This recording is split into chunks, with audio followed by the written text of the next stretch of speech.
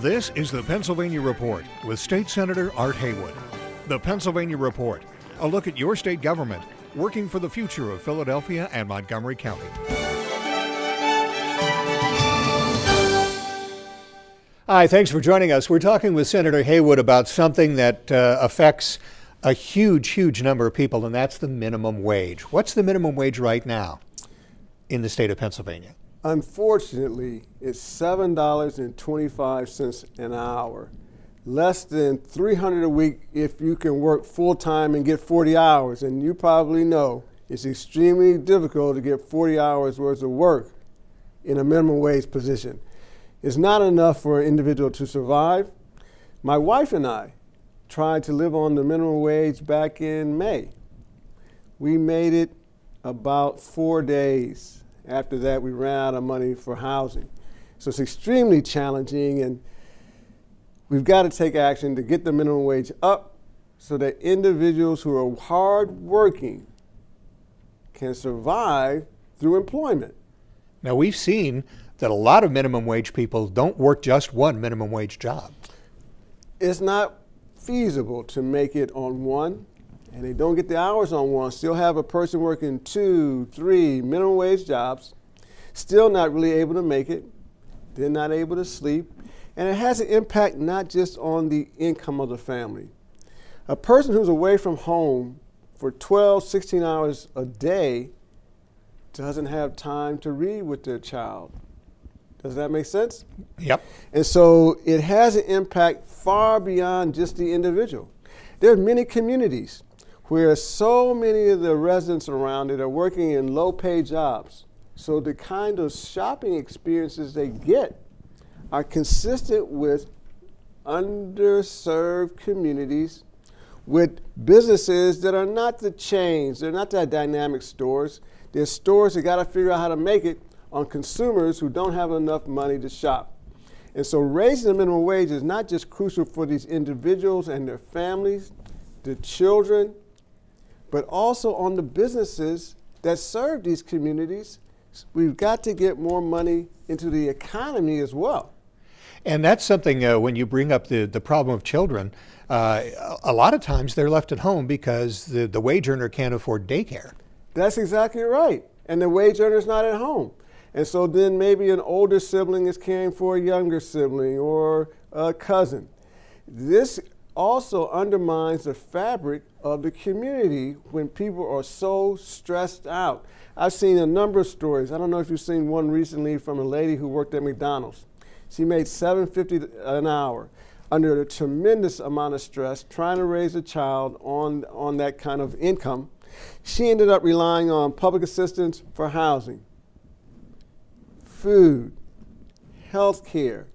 And so this is a hardworking person having to get by day on public assistance as well. And so what happens is this.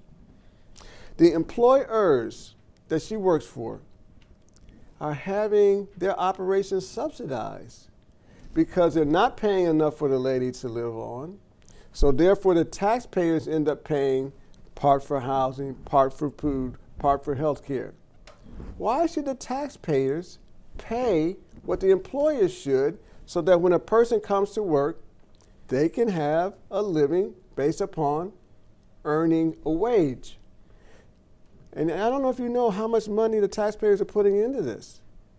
There's a report from the University of California, Berkeley. They look at every state in the nation, as well as the nation as a whole, to determine how much public assistance is going to people who are working in low-wage jobs every day. The Pennsylvania number, $972 million per year. It's almost $1 billion a year in subsidies we're providing to employers who won't just pay what's necessary for a person to survive. Now, you talked recently to a gentleman from your district who is undergoing this particular problem, and let's take a look at that discussion right now. Andre, thanks for joining me out here at the Harrisburg Mall today. Sure thing, my pleasure. I wanted you to share some information in your story as to why we should raise the minimum wage. And my first question to you is, what kind of work do you do? I'm an on-call banquet server. And do you enjoy that work? Love it, absolutely love it. Have you been doing it a while? I've been doing it over officially 10 years, unofficially all my life, and I love it. Now that's good. Now, do you earn less than $10 an hour? Absolutely. What's your wage? Between $8.50 and $9.50 an hour. And so with that wage level, what kind of hours are you able to get a week? Between probably 8 and 20, because it's going to be 1 and 2 jobs a week. This week I only have 2 jobs scheduled. That's going to be 14 hours. Okay. 14 hours. So if you look at the amount of money that you have coming in a week, do you have enough to have a 1-bedroom apartment or something like that? Absolutely not. Why not? Absolutely not. Because 1-bedroom apartments started like $650 or $750 in Philadelphia a month. And to get enough money to have that, plus you're going to need first and last month's security deposit and move-in costs too. So that's going to be difficult. So no, I don't. Most of us who work low wage don't either. So where do you live then? I live with my mother. Okay, now let me ask you this. So it's you and your mother making it on at least some of the money you got coming in. Right. So let me ask you this. When you got to go to these different locations, how do you get there? You got a car? No, I don't have a car, so it's SEPTA. You rely on SEPTA? I rely on SEPTA. Is that pretty well? Does that work out? It works out. It's not the best, but it works out. Thankfully for right now, I can make it. Well, how long does it take you to get from your house to one of these banquet jobs using SEPTA? Sometime about an hour and a half. That's one way? That's one way. Not counting 2 ways. That's right. So how much would you bring home from a banquet job? You got an hour and a half there, an hour and a half to get back. 55, maybe $60 a trip, a job. So you share with us the transportation, your housing. What about food? You got enough food to make it to the end of the month? Not really, but we managed to stretch it out. We should have more. I need more healthier food. The main thing is healthy food. We've always eaten healthy, and I thought I ate healthy, but I just reached diagnosed with high blood pressure. Now I have to take a blood pressure medication. So I go to the market now and watch more so what I actually buy. But the healthier food costs more than what the cheaper food costs. You know, vegetables and fruits and those things are costing more than what they used to cost. So it's not easy. Yeah, I can imagine. Now, do you know other people making minimum wage? Do they have the same experience that you have? Exact same. Most certainly. And maybe it's even harder because you got a little bit more money than some other people at $7.25. Right, exactly. And I had my mother helping me a little bit. Why do you think we should raise the minimum wage, given what you just described to me and the folks listening to us today? The minimum wage needs to be raised to at least $10 an hour to give all of us a fighting chance to survive. $3 more an hour in our check will allow us to, number one, feed ourselves, clothe ourselves, house ourselves, and have some money to put into the community, some money to put into businesses. We're not going to make enough to save it. We're going to have to spend it. So everybody would benefit.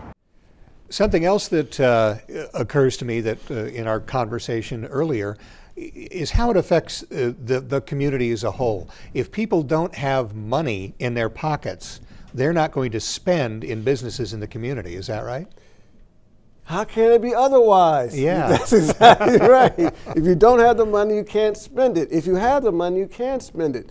And when individuals we raise the minimum wage to $10 an hour. That's going to give 1 million Pennsylvanians a raise. 1 million. That's more money into the economy, more money into shopping. That's more money into stores. The money in the stores goes to small business people in large part, not just small business people, and that can create the greater demand for goods. What does that mean? More people have to be available to produce the goods, to sell the goods. So consumer spending, is about 60% of the American economy. And so we get the consumer spending up, it'll create more business opportunity and more jobs opportunities. And that's why recent polls, as recently as this summer, over 50% of small businesses are for raising the minimum wage. There's a group in Pennsylvania advocating for raising the minimum wage. And it's really for at least 2 reasons. One, they want the shoppers. That's very simple, right? Right. They want shoppers, they want consumers so they can earn more income. Yeah.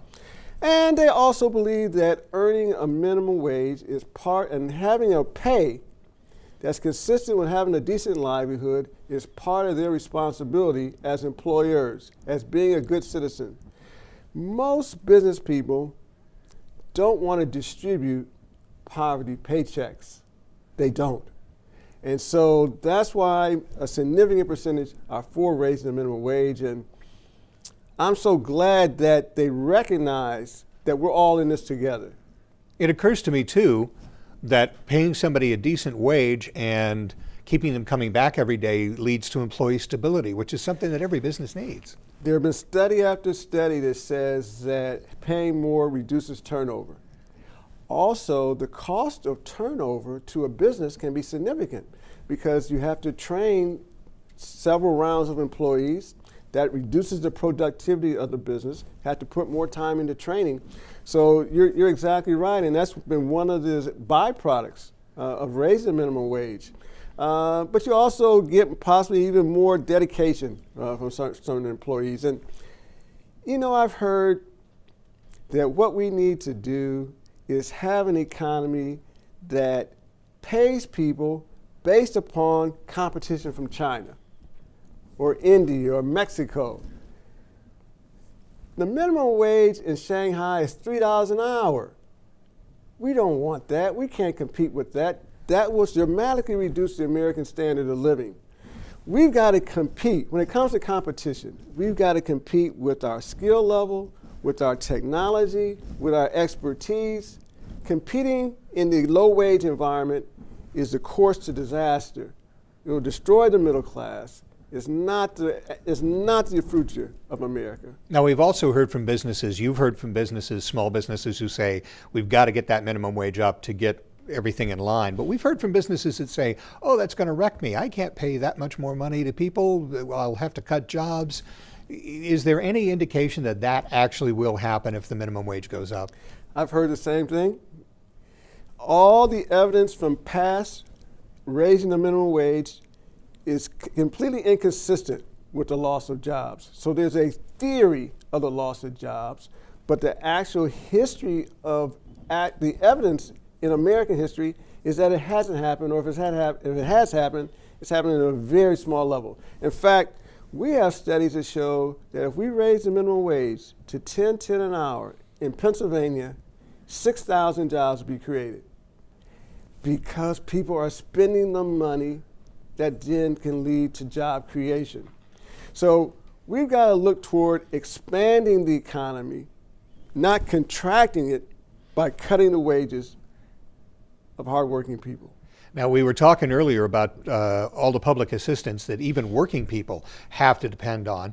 And you talked recently with a woman who runs a food bank who has seen an increase in people coming into her place, partly because they can't make enough money to survive.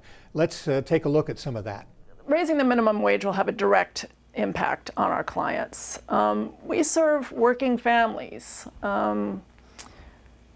The people that come here often are in low-wage jobs. They may be a head of household. They may have numerous children that they have to feed. And it's just really hard to make ends meet, to make the rent, all the utility bills. Often there are people that need medicine or other healthcare needs. And so $7.25 an hour is not a living wage. And so places like the food cupboard are here to help, but if the minimum wage were raised to at least $10 an hour, I think that would have a direct impact on individuals, absolutely. So we've seen how a low minimum wage can affect the community and the family. One of the other myths that I wanted to clear up was something, again, that we've heard, oh, we need to raise the minimum wage. Oh, what, we're going to have $1 million teenagers walking around. That this idea that the minimum wage jobs only go to teenagers who are just starting their careers. Is that true? That is not true. Now, some of the jobs are with the teenagers, so it is true they have some of the jobs. And I'm glad when my children were teenagers, they had minimum wage jobs, and I was happy that they had those jobs. At the same time, a significant percentage of minimum wage employees are adults. I think more than half are women, and many of them are single parent head of households. So it's not just the teenagers who are affected. And I've also heard, well, hey, why don't just get a better job? This is where you start, and if you're a good person or a good employee, eventually you'll raise up and get a much higher wage. But what we found is that the promotion opportunities are much more limited. The apprenticeship and training programs so that people can move up the chain in jobs are also extremely limited. And so it's easy to say, just do more, but the opportunity for promotion, training, apprenticeships, they're all very limited. And so hardworking people are left out of those limited opportunities. So I think that we've got to be really clear. Hardworking, dedicated people who are adults, who are taking care of their children, are suffering under the minimum wage. And in fact, I got to tell you, it's come to me, they are exploited under the minimum wage. So what can Pennsylvania do to solve this problem? We have legislation to raise the minimum wage to at least 10.10 an hour. There's some other legislation at 15, but I think they're more rallying around 10.10. The governor's budget includes raising the minimum wage to 10.10. Some want to do it in 2 steps, some want to do it in 1, but we've got to get at least to 10.10 an hour. And what I'd ask the citizens to do is contact my office.